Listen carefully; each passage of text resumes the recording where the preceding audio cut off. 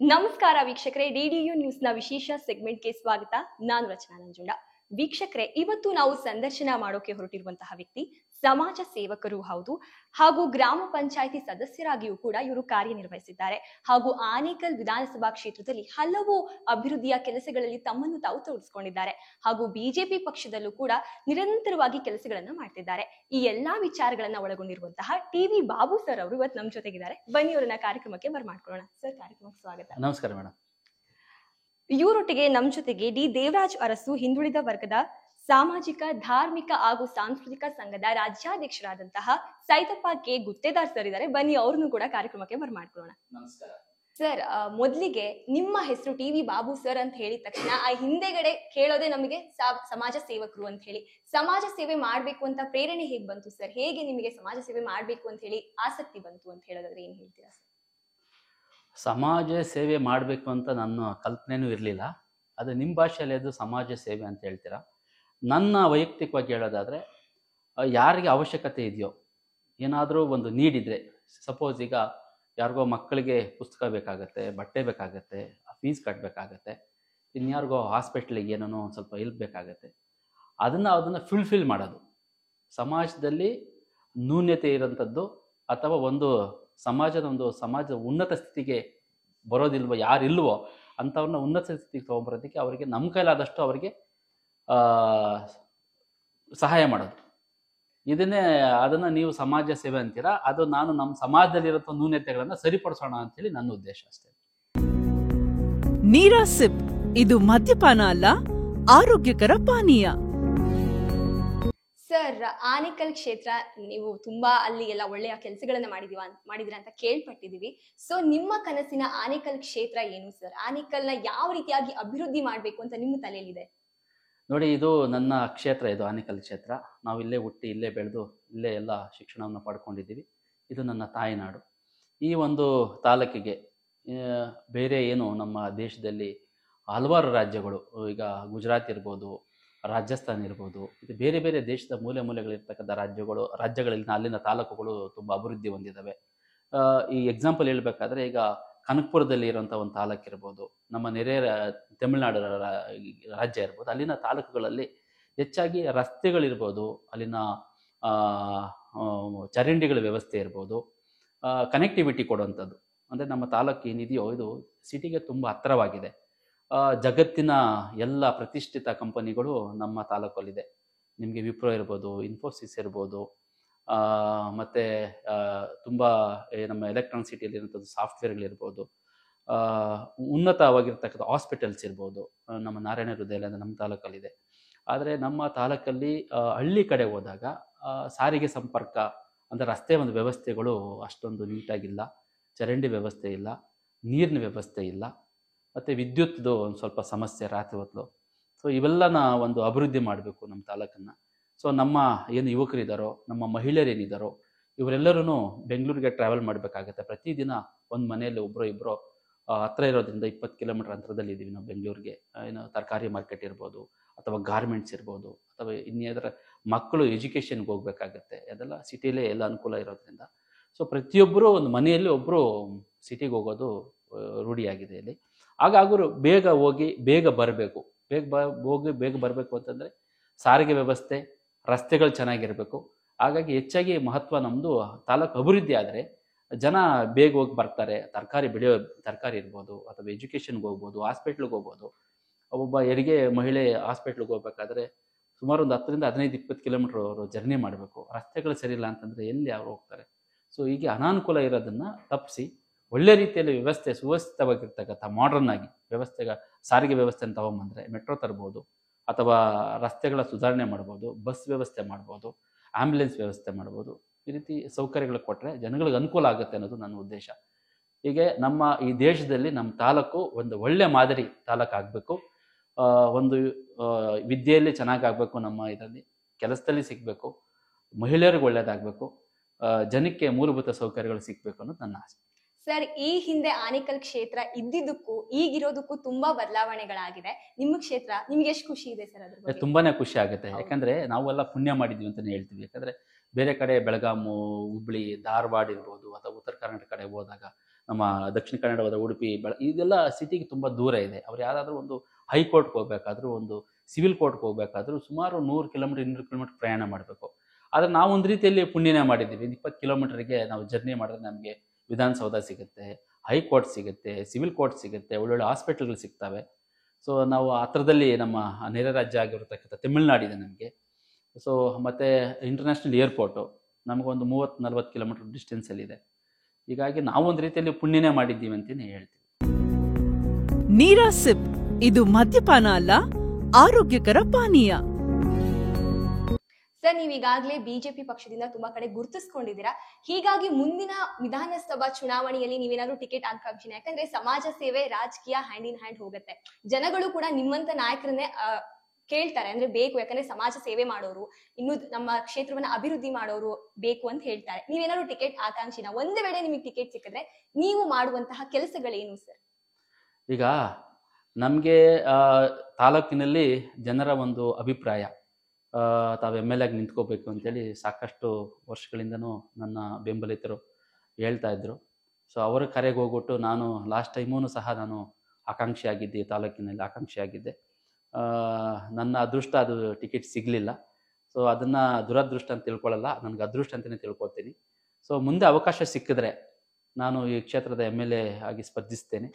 ಜನಗಳ ಒಂದು ಆಶೀರ್ವಾದ ನನ್ನ ಜೊತೆ ಇದೆ ಅಂತ ನಾನು ತಿಳ್ಕೊಳ್ತೀನಿ. ಸೊ ಒಂದು ವೇಳೆ ನಾನೇನಾದರೂ ಆಕಾಂಕ್ಷಿಯಾಗಿ ನನಗೆ ಟಿಕೆಟ್ ಸಿಕ್ಕಿ ನಾನು ಈ ತಾಲೂಕಿನ ಎಮ್ ಎಲ್ ಎ ಏನಾದರೂ ಆದರೆ, ಈ ಒಂದು ತಾಲೂಕನ್ನು ಇಡೀ ಒಂದು ದೇಶದಲ್ಲಿ ಮಾದರಿ ತಾಲೂಕನ್ನಾಗಿ ಮಾಡಬೇಕು ಅನ್ನೋದು ನನ್ನೊಂದು ಒಂದು ಉದ್ದೇಶ. ಸಾಕಷ್ಟು ಈಗಿನ ಎಮ್ ಎಲ್ ಎಗಳಿರ್ಬೋದು, ಎಂ ಪಿಗಳಿರ್ಬೋದು, ಸಾಕಷ್ಟು ಚುನಾಯಿತ ಪ್ರತಿನಿಧಿಗಳೇನಿದ್ದಾರೋ ಸರ್ಕಾರದಲ್ಲಿ ಕೊಡ್ತಕ್ಕಂಥ ಅನುದಾನಗಳು ಏನಿದೆಯೋ, ಸೆಂಟ್ರಲ್ ಗೌರ್ಮೆಂಟ್ ಇರ್ಬೋದು, ಸ್ಟೇಟ್ ಗೌರ್ಮೆಂಟ್ ಇರ್ಬೋದು, ಈ ಥರ ಆ ಒಂದು ಅನುದಾನಗಳನ್ನು ಬರೋದ್ರಲ್ಲಿ ಅವ್ರು ಕೆಲಸ ಮಾಡಲಿಕ್ಕೆ ಪ್ರಯತ್ನ ಮಾಡ್ತಾರೆ. ಅದು ನಂದು ಸ್ವ ಇಚ್ಛೆ ಅಂತಂದರೆ, ನನ್ನ ಒಂದು ಸ್ವಂತ ಉದ್ದೇಶ ಅಂದರೆ ಈ ಅನುದಾನಗಳನ್ನು ಇಲ್ದಿರಂಗೆ ಸಂಪನ್ಮೂಲನ ಕ್ರೋಢೀಕರಿಸಿ, ಸಾಕಷ್ಟು ನಮ್ಮ ಕಡೆ ಕಾಲೇಜಸ್ ಇದೆ, ಸ್ಕೂಲ್ಸ್ ಇದೆ, ಹಾಸ್ಪಿಟಲ್ಸ್ ಇದೆ, ಇಂಡಸ್ಟ್ರಿಗಳಿದ್ದಾವೆ. ಸೊ CSR ಫಂಡ್ಸ್ ಇದೆ, ಸುಮಾರು ಕೋಟ್ಯಾಂತರ ರೂಪಾಯಿ, ಸಾವಿರಾರು ಕೋಟಿ CSR ಫಂಡ್ಸ್ ಇದೆ. ಸೊ ಅವುಗಳ ಹತ್ರ ಹೋಗಿ ರಿಕ್ವೆಸ್ಟ್ ಮಾಡ್ಕೊತೀನಿ, ನಮ್ಮ ತಾಲೂಕು ಅಭಿವೃದ್ಧಿ ಮಾಡಿ ಅಂತ ಹೇಳ್ತೀನಿ. ಆ ರೀತಿ ಫಂಡ್ ಕಲೆಕ್ಟ್ ಮಾಡೋ ಮುಖಾಂತರವಾಗಿ ಸಾಕಷ್ಟು ಡೆವಲಪರ್ಗಳಿದ್ದಾರೆ, ಸಾಕಷ್ಟು ದಾನಿಗಳಿದ್ದಾರೆ. ನಮ್ಮ ಆನೇಕಲ್ ತಾಲೂಕು ದಾನಿಗಳ ನಾಡು ಅಂತಲೇ ಹೇಳ್ಬೋದು, ದಾನಿಗಳ ಊರು ಅಂತ ಹೇಳ್ಬೋದು. ಸಹೃದಯಗಳು ಯಾವುದೇ ಕೆಲಸ ಹೇಳಿದ್ರು, ಯಾವುದೇ ಒಂದು ಊರಲ್ಲಿ ಒಂದು ಬೋರ್ ಆಗಲಿ, ಒಂದು ರಸ್ತೆ ಆಗಲಿ, ಯಾವುದನ್ನ ಸ್ಕೂಲ್ ನವೀಕರಣ ಆಗಲಿ, ಹೇಳ್ಬೇಕಂದ್ರೆ ನಮ್ಮ ಧ್ವಂಸನಗರದಲ್ಲಿ ಧರ್ಮಸಾಗರ ಅಂತ ಸ್ಕೂಲ್ ಇದೆ, ಊರ ಹೆಸರೇ ಧರ್ಮಸಾಗರ, ಎಲ್ಲ ದಾನಿಗಳು ಸೇರಿ ಸ್ಕೂಲ್ ಕಟ್ಸಿದ್ದಾರೆ. ಹಾಗಾಗಿ ವಿದ್ಯೆಗೆ ಮಾಡಿಸಿದಂತಹ ಊರುಗಳು, ಸಾಕಷ್ಟು ದಾನಿಗಳಿರೋದ್ರಿಂದ, ಕೊಡುಗೈಗಳಿರೋದ್ರಿಂದ ಇಡೀ ತಾಲೂಕನ್ನ ಅಭಿವೃದ್ಧಿ ಮಾಡೋದ್ರಲ್ಲಿ ಸಂಶಯ ಇಲ್ಲ. ಇದಕ್ಕೆ ಕೇಂದ್ರ ಸರ್ಕಾರ ಆಗಲಿ, ರಾಜ್ಯ ಸರ್ಕಾರದಲ್ಲಿ ಅನುದಾನಗಳಿಗಿಂತ ಹೆಚ್ಚಾಗಿ ನಾವು ನಮ್ಮಲ್ಲಿರೋಂಥ ಸಂಪನ್ಮೂಲವನ್ನು ಕ್ರೋಢೀಕರಿಸಿ ನಮ್ಮ ತಾಲೂಕನ್ನು ಇಡೀ ರಾಷ್ಟ್ರ ಮಟ್ಟದಲ್ಲಿ ಉನ್ನತ ತಾಲೂಕಾಗಿ ಪರಿವರ್ತನೆ ಮಾಡಬಹುದು ಅಂತೇಳಿ ನನ್ನ ಅನಿಸಿಕೆ. ಹಾಗಾಗಿ ಈ ನಿಟ್ಟಿನಲ್ಲಿ ನಾನು ಕೆಲಸ ಮಾಡ್ತಾ ಇದ್ದೇನೆ. ಸರ್, ಈಗ ಒಂದು ವಿಧಾನಸಭಾ ಕ್ಷೇತ್ರ ಆಗಿರ್ಬೋದು, ಒಂದು ಊರಾಗಿರಬಹುದು, ಎಷ್ಟು ಡೆವಲಪ್ಮೆಂಟ್ಗಳಿರುತ್ತೋ ಅಲ್ಲಿ ಸಮಸ್ಯೆಗಳು ಕೂಡ ಇದ್ದೇ ಇರುತ್ತೆ. ನಿಮ್ಮ ಆನೇಕಲ್ ವಿಧಾನಸಭಾ ಕ್ಷೇತ್ರ ಅಂತ ತಗೊಂಡಾಗ ಇಲ್ಲೂ ಕೂಡ ಸಮಸ್ಯೆಗಳು ಇದ್ದೇ ಇರುತ್ತೆ. ಏನ್ ಸಮಸ್ಯೆಗಳನ್ನ ಇಲ್ಲಿರುವಂತಹ ಜನಗಳು ಮೇನ್ ಆಗಿ ಫೇಸ್ ಮಾಡ್ತಿದ್ದಾರೆ ಅಂತ ಹೇಳೋದಾದ್ರೆ ಏನ್ ಹೇಳ್ತೀರಾ ಸರ್? ಮೊದಲನೇದಾಗಿ ಒಂದು ನಿರುದ್ಯೋಗಿಗಳು ಜಾಸ್ತಿ ಇದ್ದಾರೆ. ಯುವಕರು ಈಗಾಗಲೇ ತುಂಬ ಜನ ಎಜುಕೇಟೆಡ್ ಆಗಿದ್ದರೂ ಕೂಡ ಅವರಿಗೆ ಎಲ್ಲೂ ಉದ್ಯೋಗ ಸಿಗ್ತಾ ಇಲ್ಲ. ಅವರಿಗೆ ಒಂದು ಉದ್ಯೋಗವನ್ನು ಕಲ್ಪಿಸಬೇಕು. ಅದರ ಜೊತೆಗೆ ರಸ್ತೆಗಳನ್ನು ಅಭಿವೃದ್ಧಿ ಮಾಡಬೇಕು. ಆಮೇಲೆ STP ಮಾಡಬೇಕು. ಯಾಕಂದರೆ ಮೋರಿ ನೀರನ್ನು ಕ್ಲೀನ್ ಮಾಡಿ ಕೆರೆಗಳಿಗೆ ತುಂಬಿಸುವಂಥ ಕೆಲಸವನ್ನು ಮಾಡ್ತಿದ್ದಾರೆ ಈಗ ಆಲ್ರೆಡಿ. ಅದನ್ನು ಬಿಟ್ಟು ಸಪ್ರೇಟಾಗಿ ಒಂದು STP ಸಂಸ್ಕರಣಾ ಘಟಕವನ್ನು ಮಾಡಿ ಆ ಮಲಿನ ನೀರನ್ನು ಹೆಚ್ಚೆಚ್ಚಾಗಿ ನಮ್ಮಲ್ಲಿ ಹಾಸ್ಪಿಟಲ್ ನಾರಾಯಣ ಹೃದಯ ಇರ್ಬೋದು, ಮತ್ತು ಈ ಥರ ಕೈಗಾರಿಕೆಗಳೇನಿದಾವೋ ಅಲ್ಲಿನ ಮಲಿನ ನೀರುಗಳು, ಚರಂಡಿ ನೀರು ಬರ್ತಾ ಇದೆ, ಇದನ್ನು ತೊಗೊಂಡೋಗಿ ನೇರವಾಗಿ ಕೆರೆಗಳಿಗೆ ಬಿಡ್ತಾ ಇದ್ದಾರೆ. ಅದನ್ನು ತಪ್ಪಿಸಿ ಅದಕ್ಕೆ ಸಪ್ರೇಟಾಗಿ ಒಂದು STP ಘಟಕವನ್ನು ಮಾಡಿ, ಸಂಸ್ಕರಣಾ ಘಟಕವನ್ನು ಮಾಡಿ ನೀರನ್ನು ನಾವು ಶುದ್ಧೀಕರಣ ಮಾಡಿ ಅದನ್ನು ಕೆರೆಗಳಿಗೆ ಹಾಯಿಸಿ ಒಳ್ಳೆ ನೀರನ್ನು ಕೊಡುವಂಥದ್ದು. ಸಾಕಷ್ಟು ರಸ್ತೆಗಳ ಅಭಿವೃದ್ಧಿ ಮಾಡಬೇಕು, ಚರಂಡಿ ವ್ಯವಸ್ಥೆಗಳು ಮಾಡಬೇಕು, ಕರೆಂಟ್ ಕೊಡಬೇಕಾಗತ್ತೆ. ಮತ್ತು ಶಾಲೆಗಳದ್ದು ಏನಿದಾವೋ, ಈಗ ಸರ್ಕಾರಿ ಶಾಲೆಗಳೇನಿದಾವೋ ಅವೆಲ್ಲನೂ ಶಿಥಿಲವಾಗಿದೆ, ಅವುಗಳನ್ನ ಒಳ್ಳೆಯ ರೀತಿ ಉನ್ನತೀಕರಣ ಮಾಡಬೇಕು, ಹೈಟೆಕ್ ಸ್ಪರ್ಶ ಕೊಡಬೇಕು ಅದಕ್ಕೆ. ಮತ್ತು ಅಂಗನವಾಡಿ ಏನು ಸ್ಕೂಲ್ಗಳಿದಾವೋ ಎಲ್ಲ ತುಂಬ ದುಸ್ಥಿತಿಯಲ್ಲಿದ್ದಾವೆ. ಸರ್ಕಾರದಿಂದ ಏನು ಅನುದಾನಗಳನ್ನು ಕೊಡ್ತಲ್ಲ, ಅವುಗಳನ್ನ ಯಾವುದೋ ಸುವ್ಯವಸ್ಥಿತವಾಗಿ ನೋಡ್ತಲ್ಲ ಅಂತವಾಗೆಲ್ಲ ಒಳ್ಳೆ ಹೈಟೆಕ್ ಟಚಪ್ ಕೊಟ್ಟು ಹೆಚ್ಚಾಗಿ ಸರ್ಕಾರಿ ಶಾಲೆಗಳಲ್ಲಿ ಓದಲಿಕ್ಕೆ ಮಕ್ಕಳಿಗೆ ಅವರಿಗೆ ಒಳ್ಳೆ ಯೂನಿಫಾರ್ಮ್ ಆಗಿರ್ಬೋದು, ಪುಸ್ತಕ ವ್ಯವಸ್ಥೆ ಆಗಿರ್ಬೋದು, ಸರ್ಕಾರ ಕೊಡೋದು ಯಾವಾಗ ಕೊಡುತ್ತೆ ಅದು ಆದಷ್ಟು ಬೇಗ ಅವರಿಗೆ ಒಳ್ಳೆ ಸೌಕರ್ಯಗಳನ್ನು ಕೊಡಬೇಕು. ಇದು ನನ್ನ ಆಶೆ. ನೀರಾ ಸಿಪ್ ಇದು ಮದ್ಯಪಾನ ಅಲ್ಲ, ಆರೋಗ್ಯಕರ ಪಾನೀಯ. ಸರ್, ನೀವು ಮಾಡಿರುವಂತಹ ಸಮಾಜಮುಖಿ ಕೆಲಸಗಳಿಗೆ ರಾಷ್ಟ್ರೀಯ ಮಟ್ಟದಲ್ಲೂ ನಿಮಗೆ ಪ್ರಶಸ್ತಿಗಳು ಲಭಿಸಿವೆ ಹಾಗೂ ಅಂತಾರಾಷ್ಟ್ರೀಯ ಮಟ್ಟದಲ್ಲೂ ಕೂಡ ಲಭಿಸಿವೆ ಸರ್. ಅದ್ರ ಬಗ್ಗೆ ಹೇಳೋದಾದ್ರೆ ಏನ್ ಹೇಳ್ತೀರಾ ಸರ್? ಎಲ್ಲ ಜನಗಳಿಂದ ಜನಗಳಿಗಾಗಿ ಜನಗಳಿಗೋಸ್ಕರ ಪ್ರಜಾಪ್ರಭುತ್ವ ಏನಿದೆಯೋ ಹಂಗೆ ನಾನು ಪ್ರಜೆಗಳಿಗೋಸ್ಕರ ನಮ್ಮ ಮಟ್ಟಿಗೆ, ನಮ್ಮ ಊರಿನ ಮಟ್ಟಿಗೆ ಮಾಡಿದ್ದೆ. ಈಗೆಲ್ಲ ನಾನು ಯಾರು ಅವಶ್ಯಕತೆ ಇದೆಯೋ ಅಂಥವರಿಗೆ ನನ್ನ ಕೈಲಾಗಿದ್ದ ಸಹಾಯವನ್ನು, ನನ್ನ ಏನು ಪ್ರತಿ ತಿಂಗಳ ಒಂದು ಸಂಪಾದನೆ ಏನಿರುತ್ತೋ ಅದರಲ್ಲಿ ಒಂದು 30-40% ನಾನು ಜನಗಳಿಗೆ ಕೊಟ್ಕೊಂಡು ಬರ್ತಿದ್ದೆ. ಹಾಗೆ ಅದು ವಿದೇಶದ ಮಟ್ಟಕ್ಕೂ ಹೋಗಿದೆ. ಅಲ್ಲಿ ನಮ್ಮ ನಾಡಿನ ಸಂಸ್ಕೃತಿ, ನಮ್ಮ ಕಲೆ, ನಮ್ಮ ಸಾಹಿತ್ಯ ಇವುಗಳ ಒಂದು ವೈಭೋಗವನ್ನು ಮೆರೆಸಬೇಕಾಗಿತ್ತು. ಅಂಥವರಿಗೆ ಯಾರೋ ಈ ಕಲಾವಿದರು ಇರ್ತಾರೋ ಅಂಥವ್ರಿಗೆ ಒಂದು ಪ್ರೋತ್ಸಾಹ ಮಾಡಿ, ಅವರಿಗೆ ಈ ಏರ್ ಟಿಕೆಟ್ ವ್ಯವಸ್ಥೆ ಮಾಡಿ ಅವ್ರನ್ನ ಕಳಿಸ್ಕೊಟ್ಟಲ್ಲಿ ಒಳ್ಳೆಯ ಪ್ರದರ್ಶನ ಮಾಡಿ ನಮ್ಮ ನಾಡಿನ ಒಂದು ಸಂಸ್ಕೃತಿ ಇಡೀ ದೇಶದಲ್ಲಿ, ವಿದೇಶಗಳಲ್ಲಿ ಕೂಡ, ರಾಜ್ಯ ಮಟ್ಟಕ್ಕೆ ಮಾತ್ರ ಅಲ್ಲ, ರಾಷ್ಟ್ರ ಮಟ್ಟದಲ್ಲಿ ಕೂಡ ನಮ್ದು ಒಂದು ಕಲೆ, ನಮ್ಮ ಪ್ರತಿಭೆ ಅಲ್ಲಿ ಮೆರುಗಾಗಲಿ ಅನ್ನೋ ಒಂದು ದೃಷ್ಟಿಯಿಂದಾಗಿ ಅವರ ಬೆನ್ನೆಲುಬಾಗಿ ನಿಂತ್ಕೊಂಡು ಕೆಲಸ ಮಾಡಿದ್ದೀವಿ.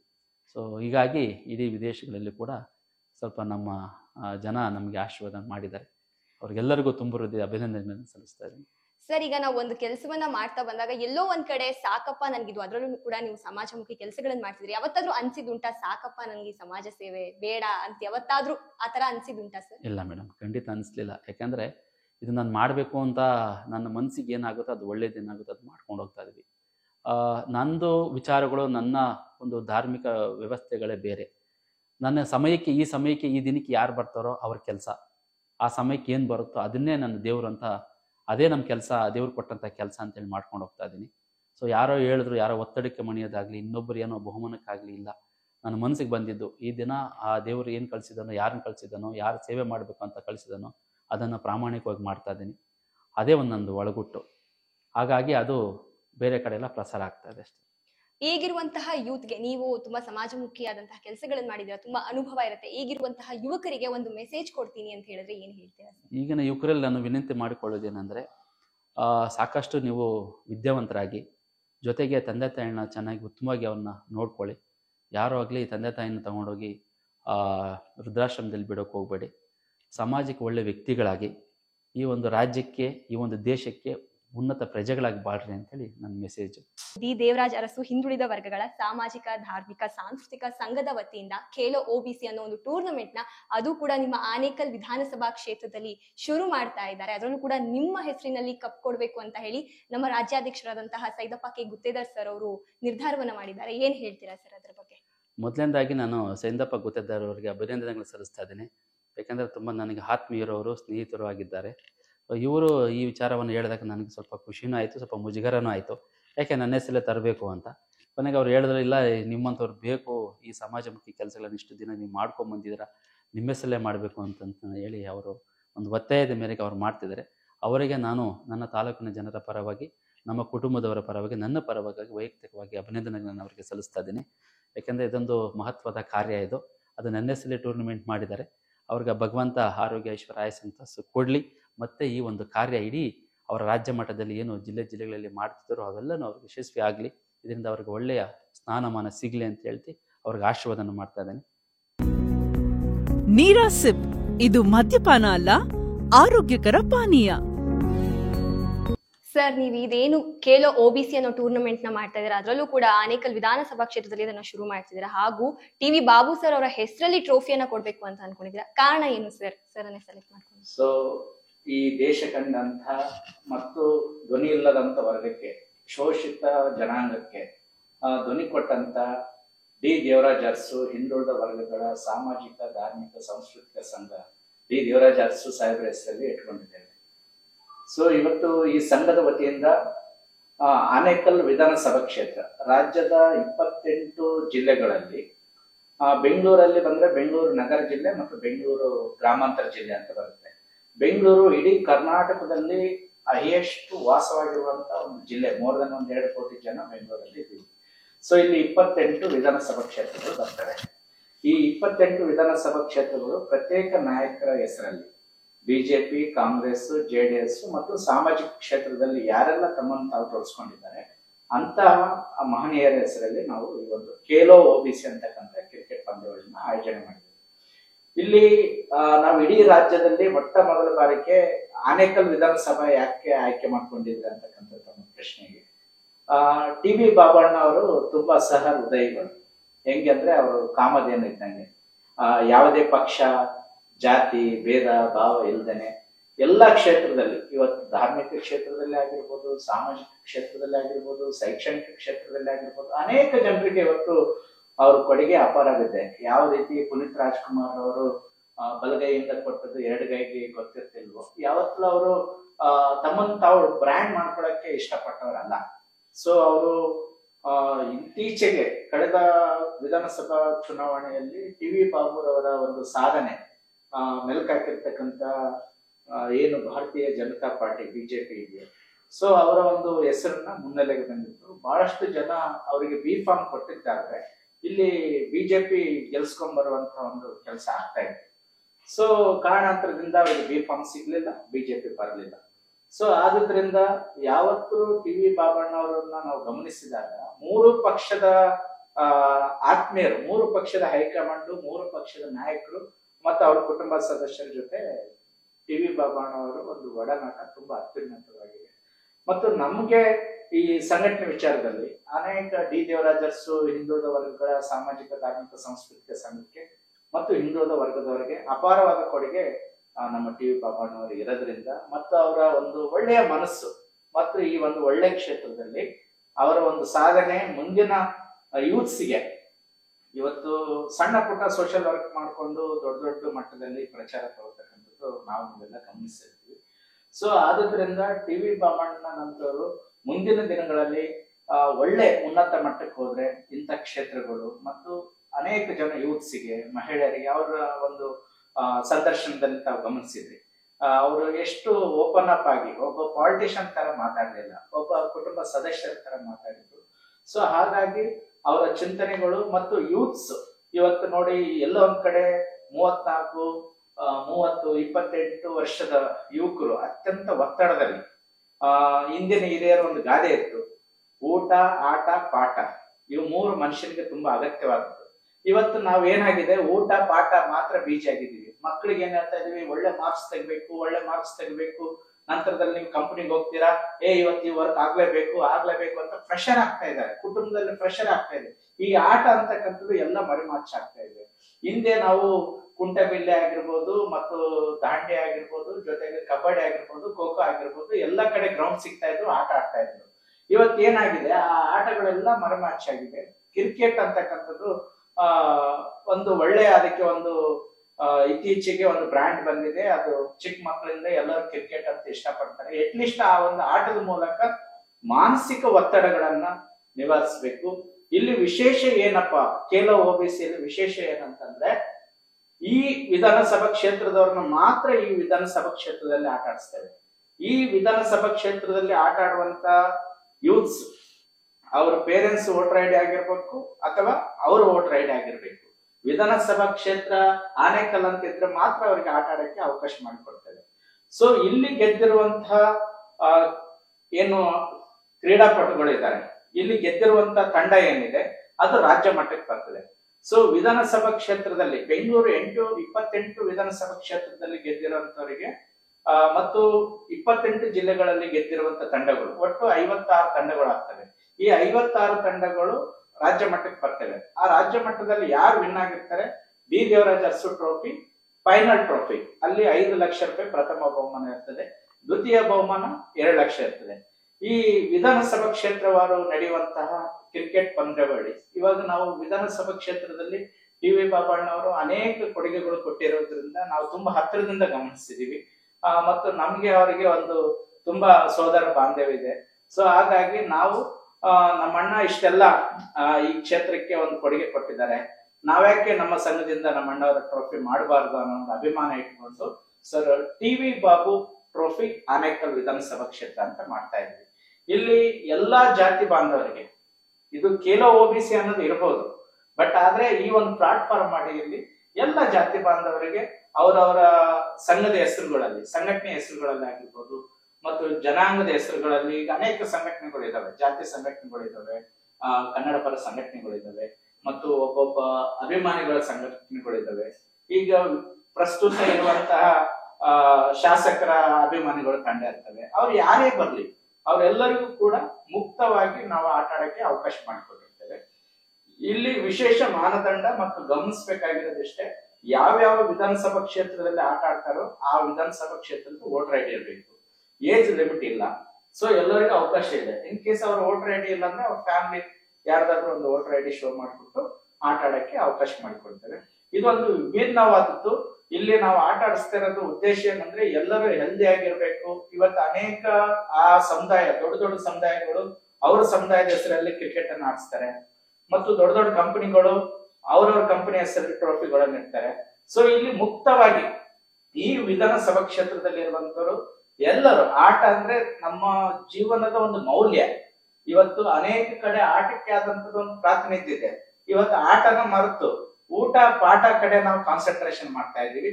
ಅಲ್ಲಿ ಏನಾಗ್ತಾ ಇದೆ, ಕೆಲಸದ ಒತ್ತಡದಲ್ಲಿ ಮತ್ತು ಜೊತೆಗೆ ಇಂಡೈಜೆಷನ್ ಆಗ್ತಾ ಇದೆ. ಹೆಚ್ಚು ಫುಡ್ ತಿನ್ನೋದ್ರಿಂದ ಯಾರು ವಾಕ್ ಮಾಡಲ್ಲ, ಮತ್ತೊಂದಾಗಲ್ಲ. ಅಲ್ಲಿ ಹಾಗಾಗಿ ರಕ್ತದ ಒತ್ತಡ ಹೆಚ್ಚಾಗಿ ಈ ತರ ನಮ್ಮ ಮೇಲೆ ರೋಗದ ಅನೇಕ ರೋಗ ರುಜಿನಗಳಿಗೆ ನಾವು ತುತ್ತಾಗ್ತಾ ಇದ್ವಿ. ಹೆಲ್ದಿ ಆಗಿರ್ಬೇಕಂದ್ರೆ ಆಟ ತುಂಬಾ ಇಂಪಾರ್ಟೆಂಟ್. ಆ ನಿಟ್ಟಿನಲ್ಲಿ ಖೇಲೋ ಒಬಿಸಿ ಇದು ರಾಜ್ಯದಲ್ಲಿಯೇ ಮತ್ತು ದೇಶದಲ್ಲೇ ಪ್ರಪ್ರಥಮ ಬಾರಿಗೆ ನಮ್ಮ ಸಂಘಟನೆ ಮಾಡ್ತಾ ಇದೆ. ಅದು ಪ್ರಪ್ರಥಮವಾಗಿ ಆನೇಕಲ್ ವಿಧಾನಸಭಾ ಕ್ಷೇತ್ರದ ಜನಪ್ರಿಯ ನಾಯಕರು, ಸಹೃದಯಿ, ಕೊಡುಗೈ ದಾನಿ, ಬಡವರ ಬಂಧು, ದೀನದಲಿತರ ಉದ್ಧಾರಕ ಟಿ.ವಿ. ಬಾಬು ಅಣ್ಣವರ ಹೆಸರಲ್ಲಿ ನಾವು ಆಯೋಜನೆ ಮಾಡ್ತಾ ಇದ್ವಿ. ಇದು ನಮ್ಗೆ ಸಂತೋಷ ತಂದಿದೆ ಅಂತ ನಾನು ಹೇಳಕ್ ಇಷ್ಟಪಡ್ತೀನಿ. Thank you so much sir. Sir, ಕಾರ್ಯಕ್ರಮದಲ್ಲಿ ಭಾಗಿಯಾಗಿ ಬಹಳಷ್ಟು ವಿಚಾರಗಳ ಬಗ್ಗೆ ನಮ್ಮ ಹತ್ರ ಹಂಚ್ಕೊಂಡಿದ್ದೀರಾ. ಧನ್ಯವಾದಗಳು ಸರ್. ಹಾಗೂ ನಮ್ಮ ಖೇಲೋ ಒಬಿಸಿ ಕಡೆಗೂ ಕೂಡ ಶುಭಾಶಯನ ಕೋರಿದ್ದೀರಾ. Thank you so much. ಧನ್ಯವಾದಗಳು ಮೇಡಮ್. ಧನ್ಯವಾದಗಳು. ನಮಸ್ಕಾರ. ನೀರಾ ಸಿಪ್ ಇದು ಮದ್ಯಪಾನ ಅಲ್ಲ, ಆರೋಗ್ಯಕರ ಪಾನೀಯ.